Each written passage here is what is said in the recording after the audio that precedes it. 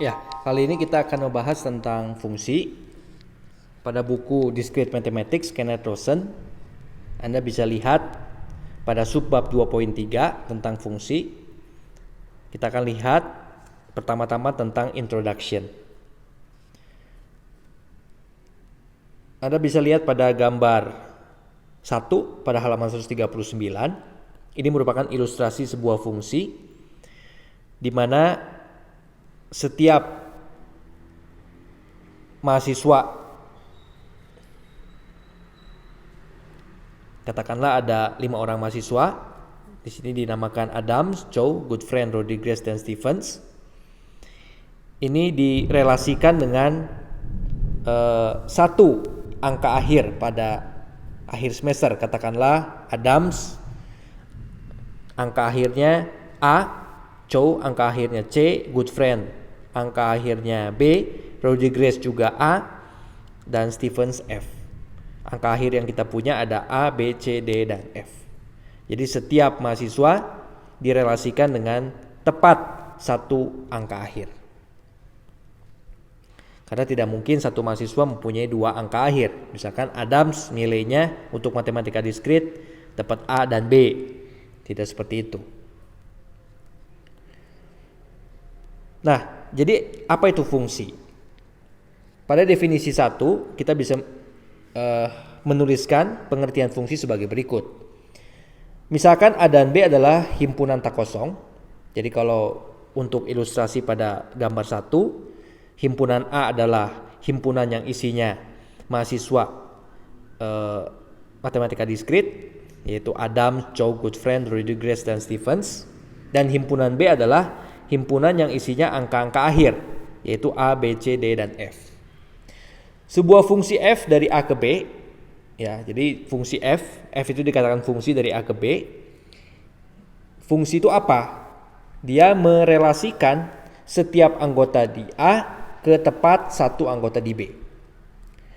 Sedangkan pengertian FA kecil sama dengan B, di sini A kecil merupakan anggota dari A besar dan B kecil merupakan anggota dari B besar.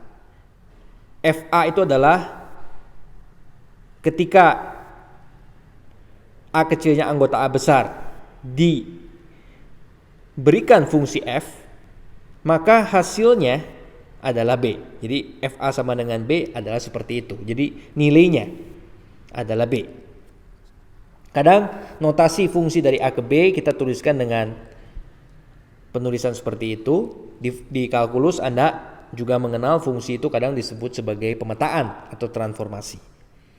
Sebagai contoh, fx sama dengan x plus 1. Itu adalah fungsi linier yang memetakan x ke x plus 1. Lalu definisi 2, pada fungsi yang kita kenal tadi, yaitu fungsi dari A ke B, A besar merupakan domain dari fungsi f dan B besar merupakan kodomain dari fungsi f. Dan kalau kita menuliskan dalam bentuk FA sama dengan B, di mana A kecil sekali lagi adalah merupakan anggota dari A besar dan B kecil merupakan anggota dari B besar, kita katakan B kecil ini merupakan bayangan dari A kecil. Sedangkan apa itu range? Range dari F adalah himpunan semua bayangan dari unsur-unsur di A. Ya, kita lihat contohnya pada gambar tadi, pada gambar 1 yang kita telah diskusikan. Kita tahu domainnya adalah kelima mahasiswa, ya, Adams, Chow, Goodfriend, Rodriguez, dan Stephens, dan kodomainnya adalah angka akhir yaitu A, B, C, D, dan F. Tetapi range-nya itu bukan A, B, C, D, dan F karena angka akhir D tidak dimiliki oleh siapapun, ya, oleh kelima mahasiswa yang kita punya, ya. Jadi range-nya hanya A, B, C, dan F. Nah, kita balik lagi ke halaman sebelumnya. Dua buah fungsi dikatakan sama kalau bagaimana? Kalau mereka mempunyai domain yang sama, kodomain yang sama, dan memetakan setiap anggota dari domain yang sama ke anggota yang sama pada kodomain yang sama pula. Nah, kita lihat juga contoh berikutnya, katakanlah contoh 4. Ya, misalkan saya punya fungsi yang memetakan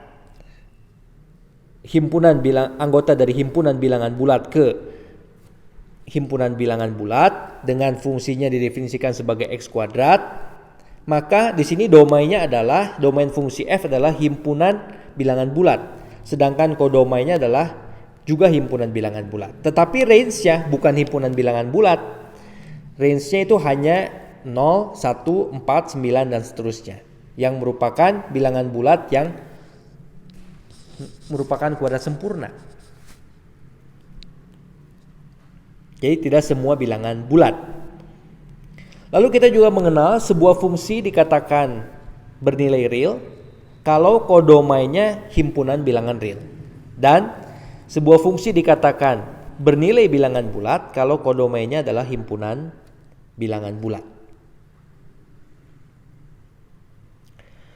Nah, definisi ketiga kita lihat ketika kita punya dua fungsi, katakanlah F1 dan F2 yang memetakan dari A ke R, dari himpunan A ke himpunan R, ya, anggota dari himpunan A ke anggota himpunan R, maka kedua buah fungsi ini memiliki operasi penjumlahan dan perkalian yang didefinisikan sebagai berikut.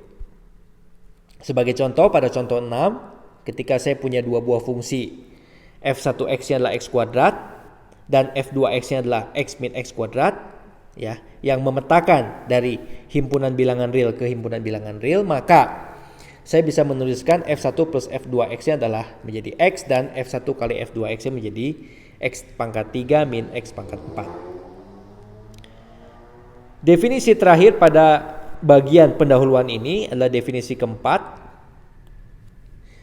Kalau pada sebelumnya kita mengetahui misalkan sebagai contoh fx sama dengan x plus 1 yang memetakan x dari anggota bilangan real ke bilangan real, maka fx sama dengan x plus 1 itu berupa nilai fungsi. Katakanlah kalau x-nya sama dengan 1, nilai fungsinya di x sama dengan 1 adalah 2. Nah, tapi kalau pada definisi 4, ketika kita punya S yang merupakan subset dari A, ya, di mana F adalah fungsi dari A ke B, siapa itu Fs? Fs adalah bayangan dari S di bawah fungsi F, ya. Itu dia bukan merupakan nilai fungsi, tetapi isi daripada Fs adalah merupakan sebuah himpunan. Sebuah himpunan yang isinya adalah T, anggotanya adalah T, di mana T-nya sama dengan Fs, ya, T-nya adalah merupakan nilai daripada fungsi ketika S-nya anggota S kecil merupakan anggota S besar, ya, untuk suatu S kecil anggota S besar. Sebagai contoh di contoh 7, ketika kita punya A adalah himpunan yang isinya A, B, C, D, E, dan B adalah himpunan yang isinya 1, 2, 3, 4, dan S yang merupakan subset dari A isinya B, C, dan D, dengan fungsi yang didefinisikan sebagai berikut, ya, FA-nya 2, FB-nya 1, FC-nya 4, FD1 dan FE-nya 1, maka bayangan dari S itu bukan merupakan nilai dari fungsi, sekali lagi, tapi isinya adalah himpunan yang isinya 1 dan 4. Karena dalam hal ini kita hanya punya FB sama dengan 1, FC-nya 4 dan FD-nya 1. Di mana B, C, dan D semuanya merupakan anggota dari S. Jadi untuk anggota dari S, kita punya nilai fungsinya untuk B, C, dan D yang masing-masing merupakan anggota dari S, itu nilai fungsinya hanya 1 dan 4. Jadi bayangan dari S ini isinya adalah himpunan yang isinya 1 dan 4. Ya, sekian untuk bagian introduction atau pendahuluan. Kita akan lanjutkan untuk fungsi 1-1 dan fungsi pada.